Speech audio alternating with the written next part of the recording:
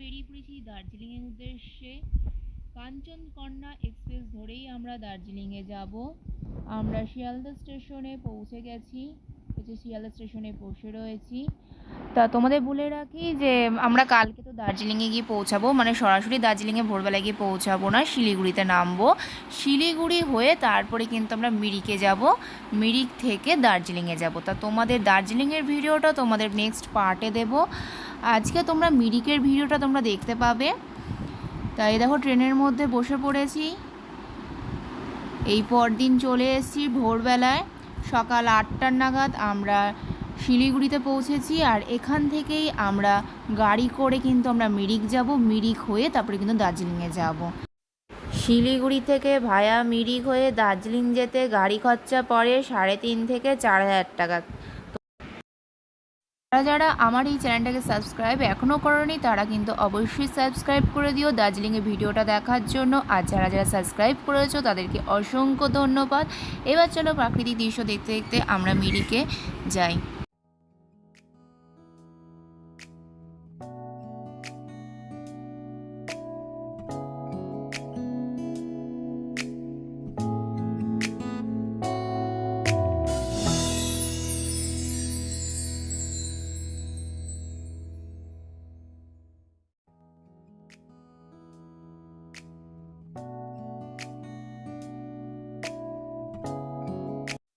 Train থেকে নেমে কিছু খাওয়া হয়নি, তাই মিরিকে যাওয়ার পথেই মাঝখানে একটা রেস্টুরেন্টে দাঁড়ালাম। গাড়িটা দাঁড় করালো, একটুখানি সকালে ব্রেকফাস্টটা করে নিলাম। এখানে দেখো মোমো নিয়ে নিয়েছি, আর হচ্ছে 2টো পরোটা নিয়েছিলাম। ছেলেদের জন্য হচ্ছে সেদ্ধ মোমো নিয়েছি, এমনি মোমো, আর আমার জন্য হচ্ছে ফ্রাই মোমো। আর হচ্ছে মা আর বাবা খেয়েছে হচ্ছে 2টো করে পরোটা নিয়ে নিয়েছে। খাওয়া দাওয়া শেষ করি আমরা বেরিয়ে পড়লাম দুধিয়া পিকনিক স্পটে। এটা গাড়িতেই যেতে যেতেই দেখা যায়, এখানে দাঁড়ানোর কোনো জায়গা নেই। এটা পুরো গাড়ি দিয়ে যেতে যেতেই দেখতে হবে। দুদিকে ব্যারিকেড দেওয়া আছে।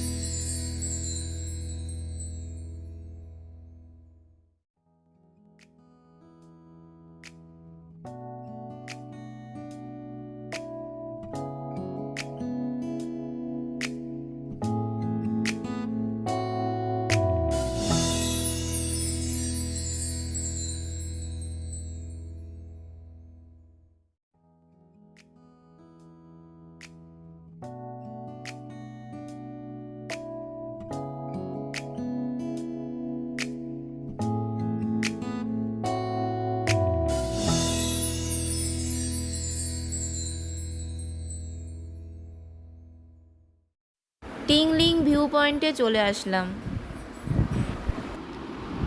দেখো অপূর্ব হচ্ছে দৃশ্যটা। পাহাড়ে আমরা ঠিক ওই জায়গাটা দিয়ে কিন্তু পুরো পাহাড়টা পুরো একদম এই উপরে উঠেছি। আর নিচের থেকে দেখো কি সুন্দর লাগছে, উপর থেকে নিচটা যখন দেখছি এত সুন্দর লাগছে। চারিদিকটা দেখো পুরো অপূর্ব সুন্দর, অপূর্ব দৃশ্য চারিদিকটা। আর এখানটা আমরা কিছু ছবি তুলেছি। এরপরে আমরা যাব মিরিক লেকে, সেজন্য এখান থেকে তাড়াতাড়ি করে আমরা বেরিয়ে পড়লাম মিরিক লেকের উদ্দেশ্যে।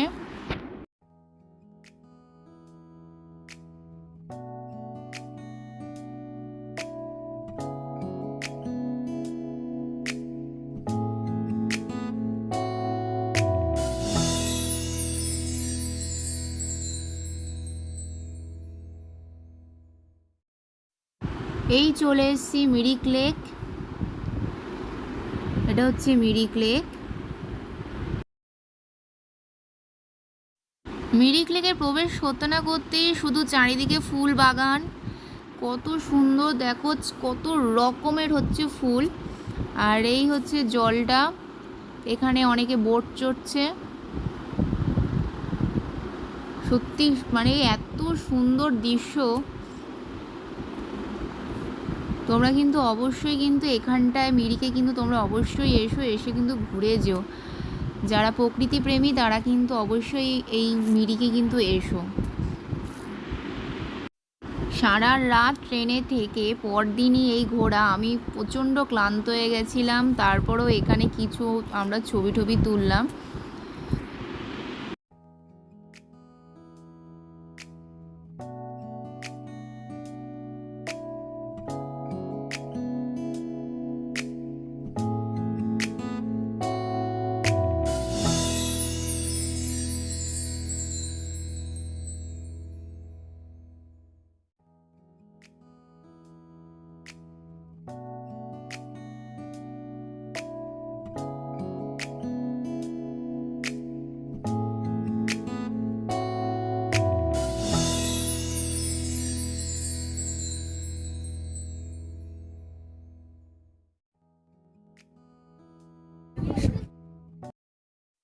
এরপরে আমরা আসলাম গোপালধারা টি এস্টেট।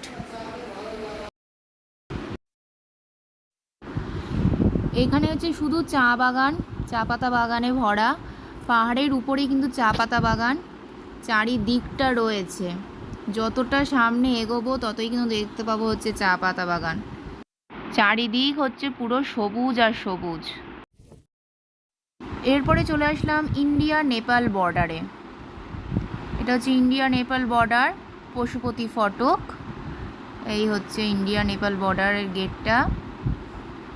এটা পুরো হচ্ছে নেপালের অংশটা। এখানটা আসতে গেলে কিন্তু তোমরা অবশ্যই নিজেদের পরিচয়পত্রটা নিয়ে আসবে। এখানে নিজেদের পরিচয়পত্রটা দেখবে, দেখলেই কিন্তু তারপরে কিন্তু এরা এখানে প্রবেশ করতে দেবে নেপালে। আর এই উপরের দিকটা দেখো, এখান দিয়ে দেখো কী সুন্দর মেঘগুলো যাচ্ছে। তোমরা অবশ্যই ভাববে কিন্তু কুয়াশা, কিন্তু না, এগুলো কুয়াশা না, এগুলো কিন্তু পুরো মেঘ। পুরো মেঘগুলো দেখো কী সুন্দরভাবে যাচ্ছে, দারুণ কিন্তু লাগছে দেখতে।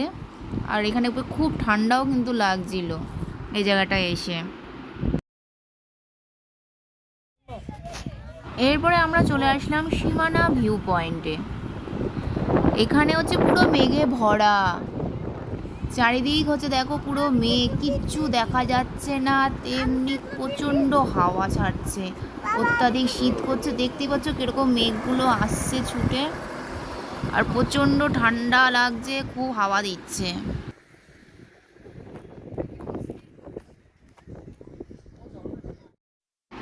এরপরে আমরা ভেবেছিলাম জোর পোখরিতে যাব, কিন্তু ওখানে আবহাওয়া খুব খারাপ থাকায় আমরা জোর পোখরিতে যেতে পারলাম না।